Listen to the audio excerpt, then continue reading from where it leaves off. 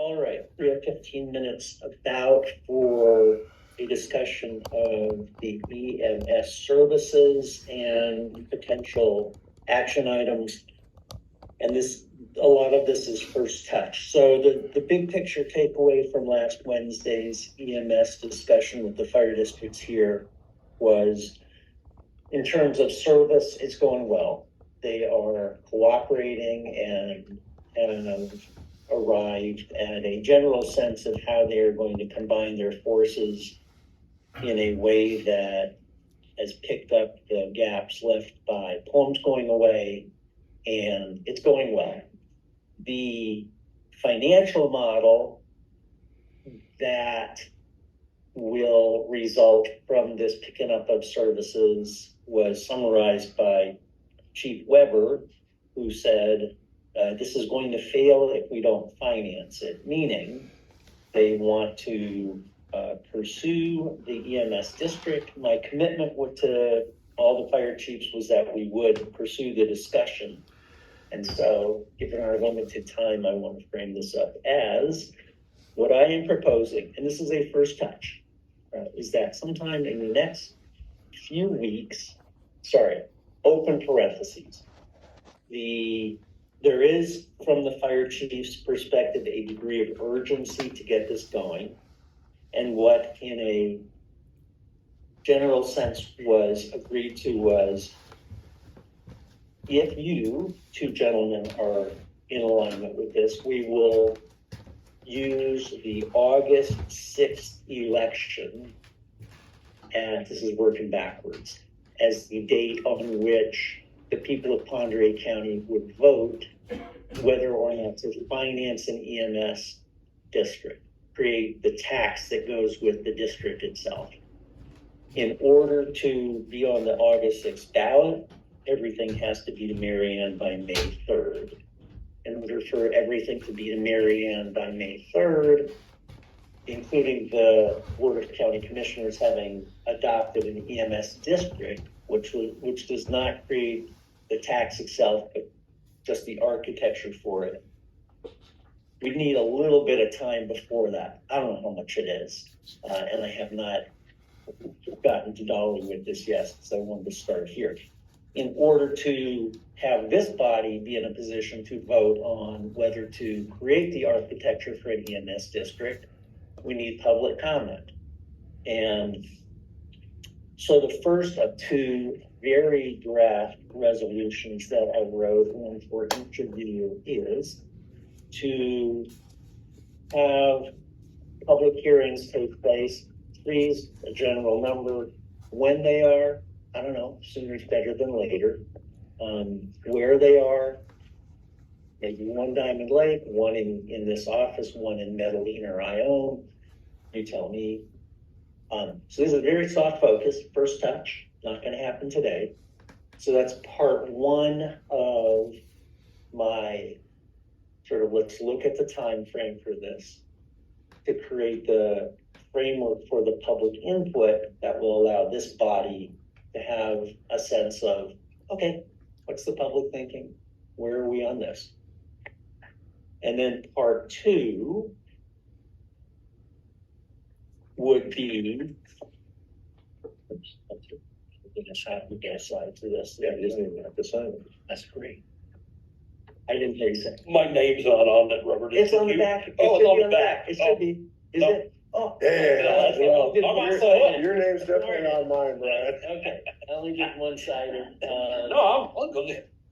Nice try. And, okay, so the second one is, if we get through this and want to adopt it, then, I mean, it's somewhat irrelevant at this point, then to have this board create, I should get this to Dolly first, create the resolution that does stand up a county-wide EMS district.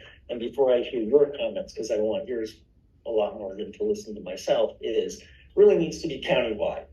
Can't be, fragmented. And I think there's general agreement among the commissioners who spoke that needs to be county-wide in order to the people of the county the efficiencies and economies of scale that we have told them we are going to be seeking. So first touch, maybe in the next week or two, we can arrive at an agreement of whether we're going to go forward with public hearings. If we don't, then this is dead on arrival. We can't do it without public comment. So I'm asking that we do that. And if so, then to create the dates and locations and times for that. Was that a reasonably, okay? Brian, you better start.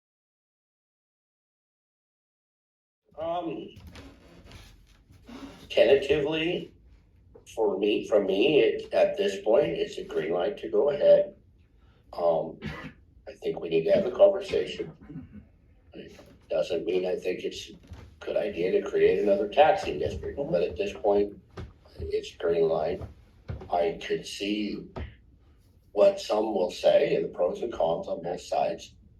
For my district, and I think fire commissioners know this, some will say, why would we have an additional levy for services we're already getting? Okay, and that's a fair question. And also an additional entity for services we're already getting. So I can see some of the questions there, but at this point, I think we need to have the conversation. We need to answer some of those questions. So that's kind of where I'm at, Robert. I don't feel confident that the present scenario is secure in the long term. Okay. And it seems tenuous. And I think that it can be done more efficiently, and the degree of gains that can be done through efficiency, that's a question mark. Until we secure a more stable revenue and funding for it. So whether that's a junior taxing district, well, really, ultimately, that's the constituents are going to decide that, boards are going to decide that, whether they feel like that's a service that they want to be taxed. But for my part of it, it's not a hard no yet. Okay. For me, short answer is to kick off the public hearings. I think that's necessary and leaves our options open. I will say, I'm going to say 6 minutes worth is what I'm going to say. I really, maybe like right up until the very, very recent past, I have been of a mind that if the need was great enough and if the people wanted it badly enough, then good old-fashioned capitalism would come in and sort it out.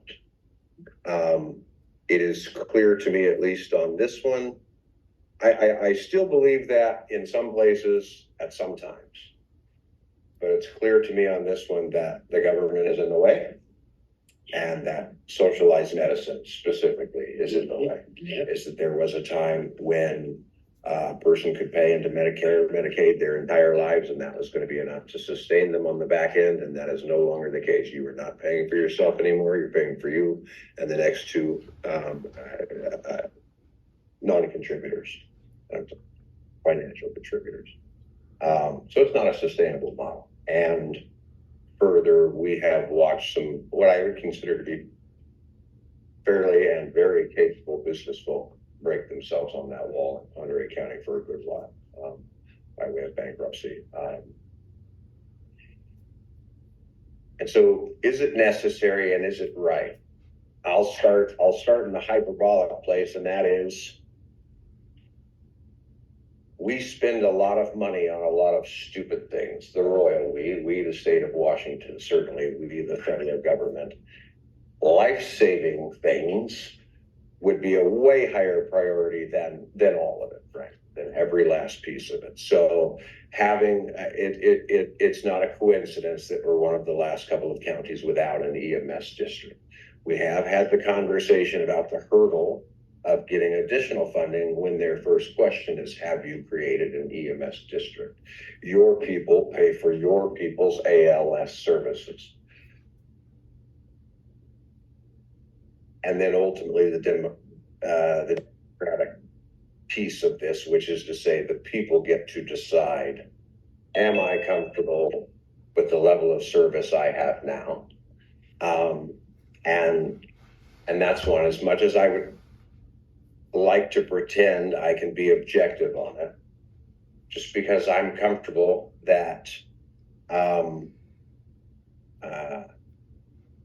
where my soul rests for eternity, I'm comfortable going to meet my maker. Doesn't mean when I'm in the back of that wagon, I'm not going to wish somebody was there with the thing that would make it better. Right. It's easy to say from here at the table, much different in real time in the circumstance. So then the question becomes, how do you design something in perpetuity? Quote Commissioner Rosencrantz, that ratchet only turns one way. You don't undesign this. I'll carve that out as we get down the road, because there may be a circumstance where that could happen. And if we were going to do this, I think the crew that we have that have put their back into it is probably as close as we're going to get to the crew we want putting this together. That the Shepherd's in place. I should have started here, Robert. Your work on this has been outstanding and appreciated. I think if it's going to happen, now is the time for us to get our guardrails, get our SOP, get our policy in place. I feel like when we had this conversation a year ago, clearly we weren't anywhere close, and there's been a lot of distilling, and there's been a lot of refining and cleanup. We're not all the way there yet, and nobody thinks we are. We're a whole lot closer than we were. If it's not going to be this crew, I just don't know that it's going to be any crew. I mean, this has been on the commissioner's docket for a couple of decades. So I would like to pursue the public hearings over it. Ultimately, it's the rush to the trough from the fire chiefs is going to sting them. I think this first round, frankly, a lot of them went and got their levies already. And wait a second, my tax just went up. I think, but ultimately, it is going to be theirs to sell. And maybe that's a little bit easier when you're in somebody's basement at 4 a.m. saving their mom, right? So, those are my thoughts. I really want it to be created in such a way that when these incredibly capable people aren't there any longer, and when fiscal conservatives aren't running the show, there are still checks and balances, and we're not all regretting this from our couches or wherever. Well said. So it's a green light for me. Okay, so it sounds like we're in agreement that next week we can get some time on the agenda to figure out where and when and what time we'd like these meetings to occur. I would suggest we review the process with Dolly. Okay. Of creating a district. Just I've read that, but I think Dolly's already prepared some before, but it's been a while. I'll do that on my own if the three of us. Wonderful. At my desk, I have her memo from, I think, December of 2022, which Right. is really helpful. And she'll be here today, so maybe we can ask her as well. Yeah. Great. Okay, that was productive.